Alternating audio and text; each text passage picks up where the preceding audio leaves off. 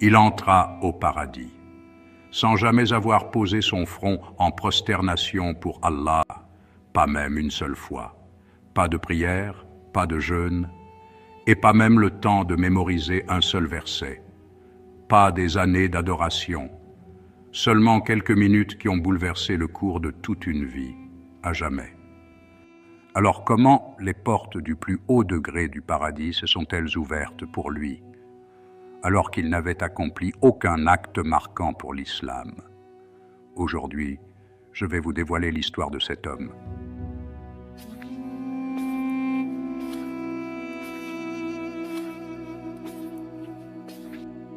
L'homme qui trompa le diable dans les 5 dernières minutes de son existence. L'homme qui fit peu, mais récolta énormément. Une histoire qui te montrera que la miséricorde d'Allah est bien plus vaste que tu ne l'imagines, et que la porte du repentir ne se ferme jamais. Pour comprendre comment cet homme atteignit un tel rang, revenons un instant en arrière, dans les ruelles de Médine, où vivait une histoire bouleversante, totalement différente de celle des siens. Avant de commencer, n'oublie pas de prier sur le messager d'Allah sallallahu alayhi wa sallam. À Médine, plus précisément dans la tribu des Banu Abd al-Ashhal, vivait un homme nommé Amr ibn Thabit, surnommé Al-Usayrim. À une époque où la lumière de l'islam pénétrait chaque foyer et transformait chaque cœur, Al-Usayrim, lui, se tenait à l'écart, ferme, obstiné, refusant à maintes reprises l'appel du prophète, paix et bénédiction sur lui. Mais ce n'était pas tout.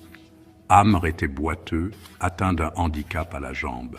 Et à cette époque, la boiterie n'était pas comme aujourd'hui.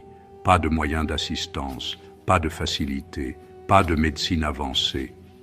Peut-être se voyait-il inférieur aux autres. Peut-être se disait-il au fond de lui, « Qu'est-ce que je pourrais bien apporter? Je suis boiteux, j'ai une excuse. » Mais Allah ne regarde pas les pieds. Il regarde les cœurs.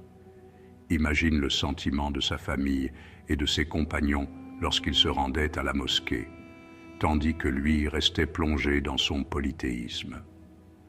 Personne n'aurait imaginé que cet homme, qui avait longtemps résisté, ferait un jour trembler l'histoire par son nom. Le diable pensait l'avoir complètement sous son emprise, mais Allah préparait pour lui une fin qu'aucun être humain n'aurait pu imaginer.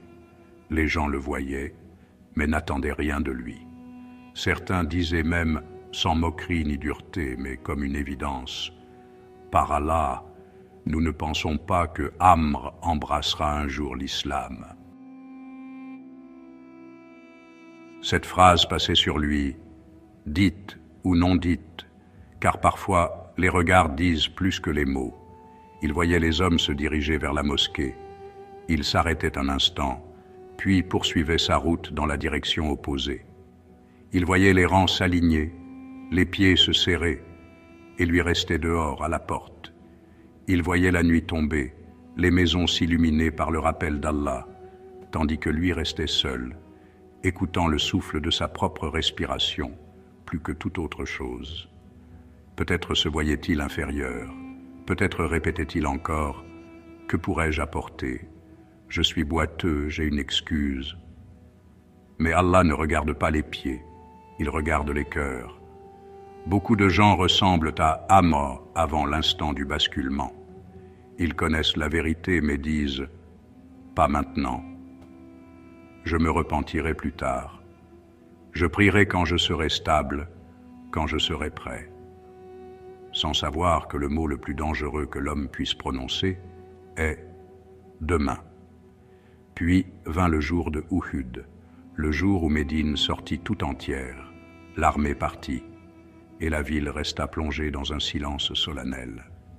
Amr ibn Thabit était seul chez lui. Il observait ce silence pesant, tandis que les questions dévoraient son esprit. Cette fois, ce n'était pas la douleur de sa jambe qui le faisait souffrir, mais une blessure bien plus profonde dans son âme.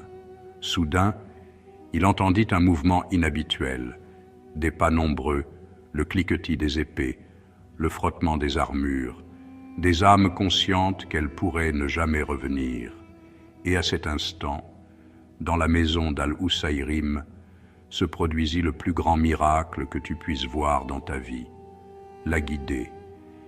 Il ne se demanda pas « Comment vais-je combattre alors que je suis boiteux ?» Il ne dit pas « Il est trop tard ». Il se leva avec une détermination qui écrasa son incapacité. Il se purifia, enfila son armure, saisit son épée, presque rouillée par le manque d'usage. Puis il sortit de chez lui, traînant sa jambe blessée, mais son âme, elle, courait déjà à des milliers de kilomètres vers la montagne. Il courait, sachant que la mort l'attendait, mais il courait vers le paradis. Al-Husayrim arriva sur le champ de bataille, et le combat faisait rage. Il ne resta pas à l'arrière à cause de son handicap. Il pénétra les rangs des polythéistes, tel un lion blessé. Il combattait comme celui qui cherche la mort pour trouver la vie. Les compagnons autour de lui ne le reconnurent pas.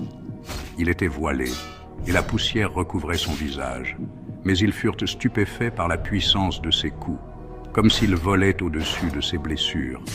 Plus la douleur s'intensifiait dans sa jambe, plus sa détermination se renforçait dans son épée.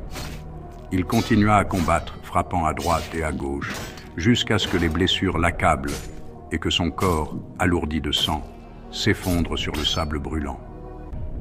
Ainsi tomba cet homme, qui n'avait jamais accompli une seule prosternation pour Allah.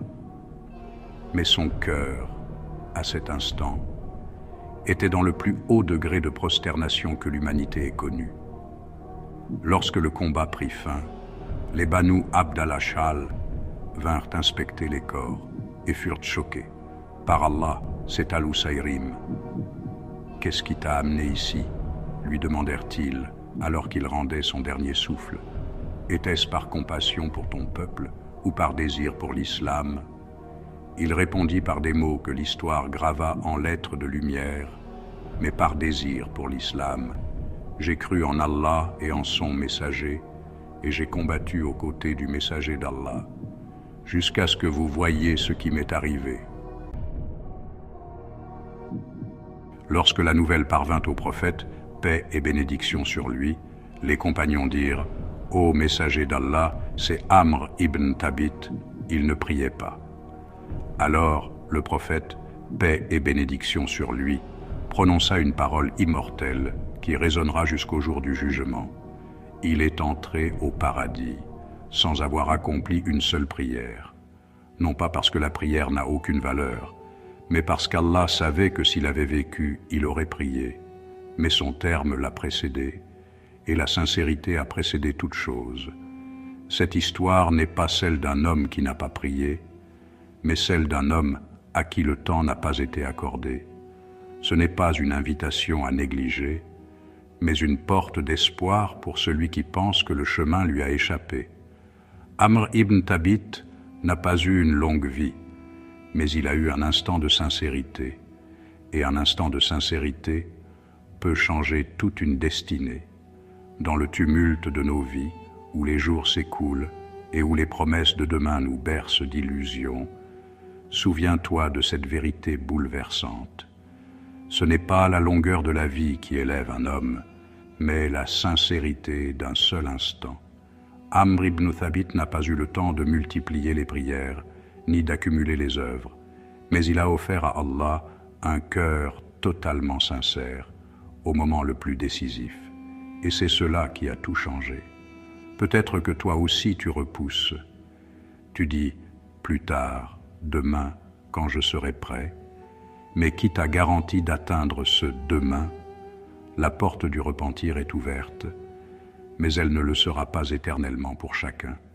Alors ne sous-estime jamais un pas vers Allah, ne méprise jamais une larme versée dans le secret, ne retarde jamais un retour sincère, car il se peut qu'un seul moment de vérité, qu'une seule décision prise pour Allah, soit la clé de ton éternité. Reviens à lui, maintenant.